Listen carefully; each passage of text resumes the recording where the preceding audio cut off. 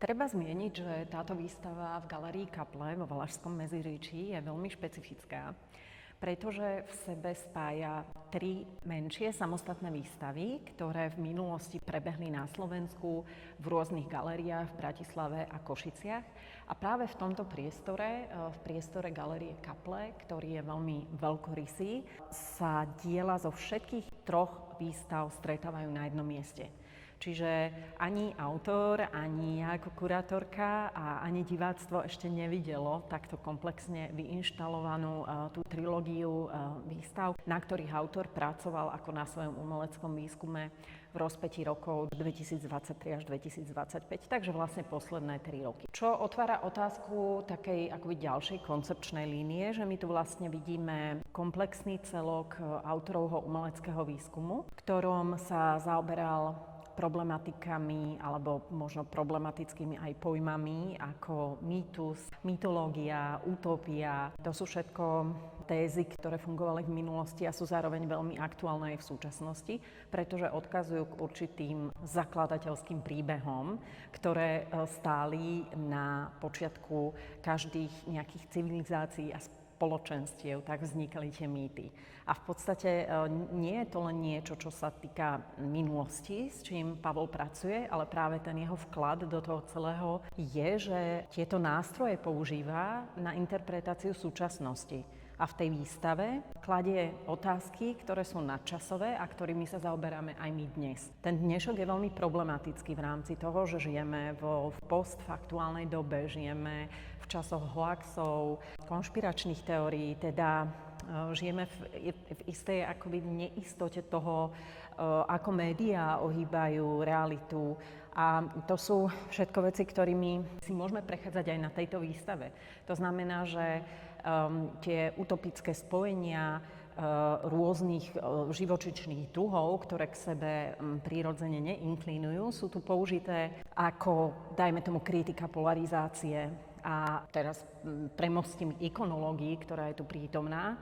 Môžeme vidieť, že Pavol opakovane pracuje teda na tejto výstave s motívmi vlka a králika, pracuje s motívmi kapitolskej vlčice a takisto aj v odkaze na mytológiu s pojmami ako Uroboros, teda mytologický tiež fenomén postavu.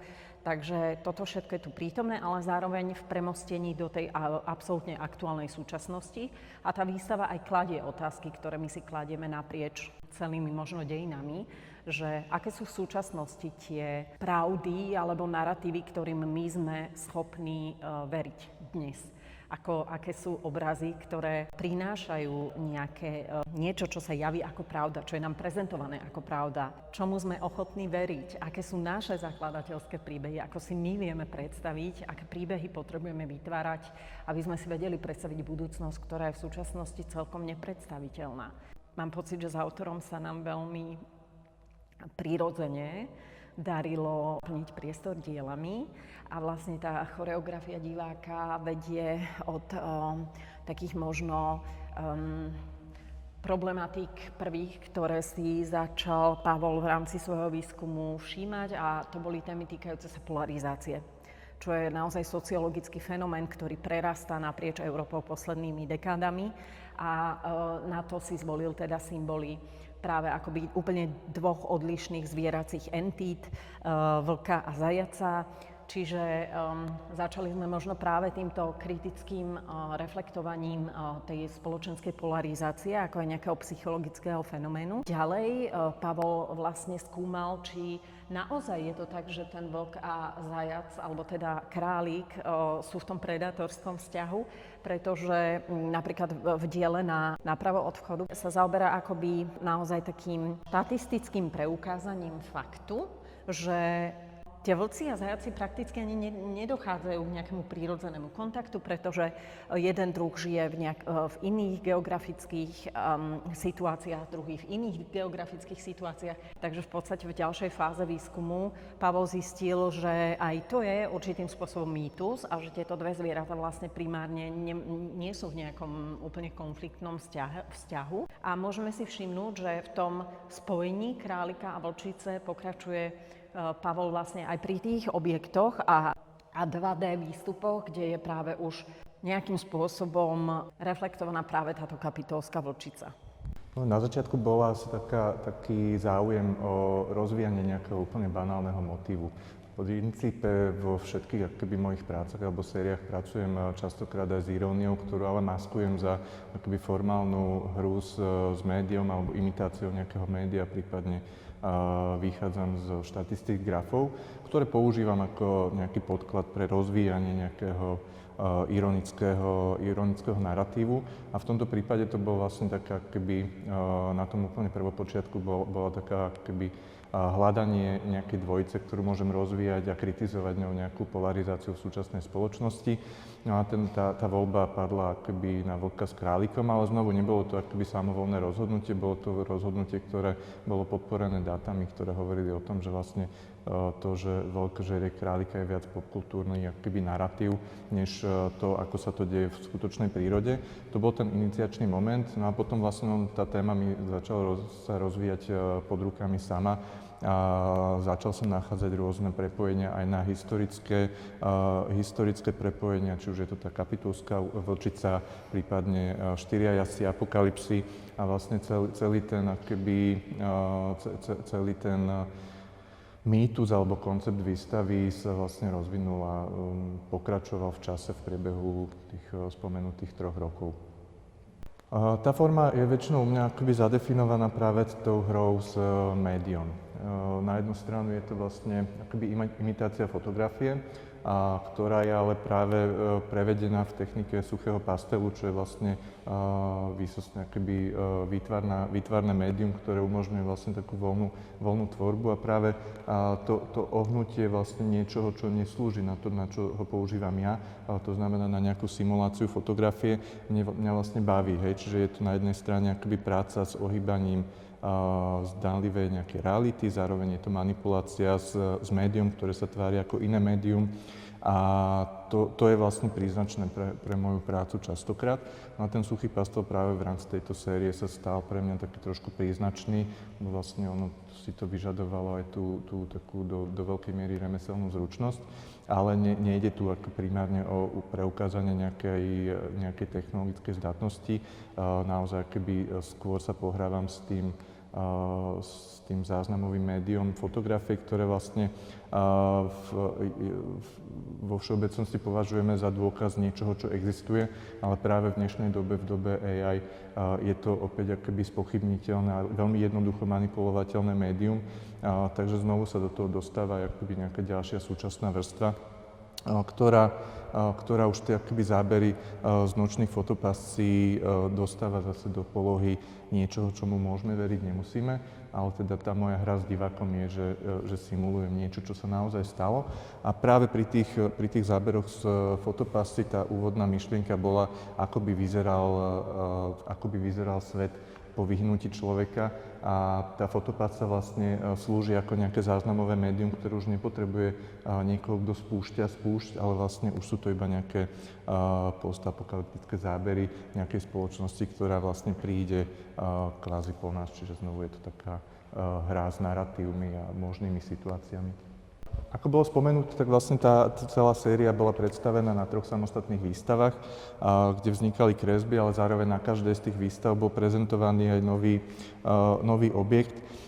Tá prvá bola vlastne kapitulská vlčica, ktorú vidíme tam v rohu, a tou poslednou bolo práve tento akoby prepojenie toho známeho symbolu, kde tá kapitulská vlčica začína krmiť sama seba. Čiže dostáva sa do polohy mutácie iného známej mytologickej bytosti, to je Uroboros, čo je vlastne had, ktorý si hryzie vlastný chvost. No a v mojom prevedení vlastne už tá vlčica, ten mýtus sa akoby sám do seba recykluje a cyklí, hej. Čiže a pre mňa je veľmi dôležitá akoby práca aj s časovými rovinami, nielen v zmysle akoby nielen v zmysle toho fotografického záznamu, ale aj v zmysle akoby nejakej historickej prítomnosti a toho, čo sa vlastne v ktorom momente deje. A celá tá výstava je akoby koncipovaná do pomyselného zacyklenia od vzniku. Čiže ako máme tu kapitolskú vedcu, ktorá krmila Romula a Réma, je to mýtus o vzniku nejakej novej civilizácii, nového mesta. A výstava končí vlastne vyobrazením, alebo pomyselne sa zacykluje vyobrazením 4 jazdcov apokalypsy, čo je zase motív, ktorý zvestuje nejaký zánik niečoho. A to je vlastne akoby taká časová slučka, ktorá rámcuje tú výstavu a práve tento objekt tých 3 vlčíc to otvára vlastne do akoby nekonečnej slučky, nekonečného kolobehu vzniku a zániku. V tomto prípade je to teda spoločenstvo vlkov a králikov, ale vlastne môže to byť kľudne vznik a zánik našej spoločnosti alebo akékoľvek inej spoločnosti, nejakých entít, bytostí a podobne. Kľúčová časť výstavy je tvorená kresbami, ale súčasne v priebehu tých niekoľkých rokov som sa venoval vlastne aj tradičnej grafike. Tu prezentujem napríklad triptych postapokalyptického hoaxu, čo sú vlastne akoby také výjavy, ktoré opäť simulujúce záber z nočnej fotopasce zachytávajú akoby tých aktérov celého konceptu, čiže vlkov a králikov. A tu sa zamýšľam vlastne nad takou opäť vtipnou, možno hravou formou, aj keď v zásade trošku morbidnou, že ak teda to ľudstvo vyhnulo a teda ako by vyzerali tie hoaxy po jeho vyhnutí. Ja prezentujem tu vlastne také prebraté z popkultúry. Opäť sa tu objavujú vlastne 4 jazdci apokalypsy, vraždiaci králik, ktorého možno niektorí poznajú zo série Monty Python, alebo tu je taká keby analogia na zombie filmy a zombie apokalypsy. Takže je to také pohrávanie sa s aj popkultúrnymi rovinami a odkazmi. A vlastne to je dosť dôležité, že akoby okrem tých objektov z dejín umenia sa inšpirujem aj popkultúrou. Ten mýtus je pre mňa, ale teda pre väčšinu z nás spojený s takou určitou romantizujúcou ideou alebo romantizujúcim vizuálom. A keď som hovoril o tom, že sa pohrávame s určitými časovými rovinami, čo je minulosť, súčasnosť a potenciálna budúcnosť, tak tento objekt práve akoby vizuálne je inšpirovaný vizuálne práve takou akoby laboratórnou sci-fi vizualitou, kde dostávam do kontrastu vlastne tú akoby laboratórnu, ja tomu hovorím inkubátor, a s takými simuláciami nejakých nájdených artefaktov v podobe toho reliefu a nejakých amfor alebo vás. A je tu práve akoby znovu takéto vyťaženie toho mýtu a do veľkej miery aj jeho zneužitie. Že mýtus má takú svoju romantickú polohu, ale vlastne mňa zaujíma aj to, že akým spôsobom ten mýtus môže byť zneužitý vlastne na kvázi politické účely, alebo na druhú stranu aj akým spôsobom sa vlastne ten mýtus môže vyčerpať a že či je možné ho akoby nejakým spôsobom znova oživiť, recyklovať, prípadne nejakým spôsobom ho dokonca možno znásilniť. Takže o tomto hovorí tento objekt.